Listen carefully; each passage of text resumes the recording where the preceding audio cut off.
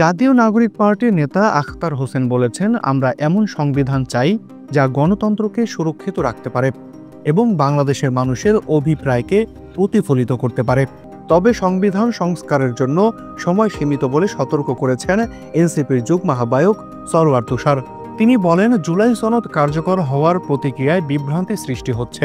বয়সে যারা তরুণ তারা বুঝতে পারছেন, অথচ বিশেষজ্ঞরা মানতে চাইছেন না। বর্তমান সংবিধানকে মরহুম বা ডেথ কনস্টিটিউশন আখ্যা দিয়েছেন তিনি বলেন, ৭২-এর সংবিধান এখন আর নেই, কিন্তু এস্টাবলিশমেন্ট এটি রেখেছে। রাজার মমি দেখিয়ে বলা হচ্ছে সে এখনো জীবিত।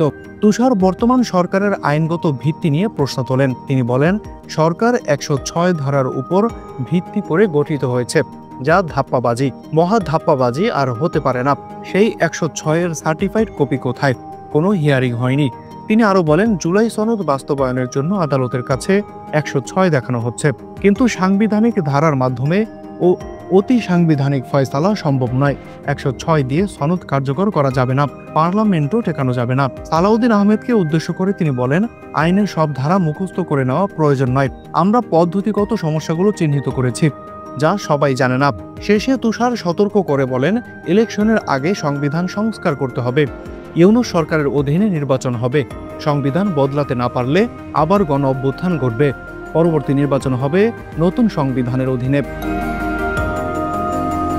মাহাদি হাসান বিয়ান, পিপল ভয়েস টেলিভিশন, ঢাকা।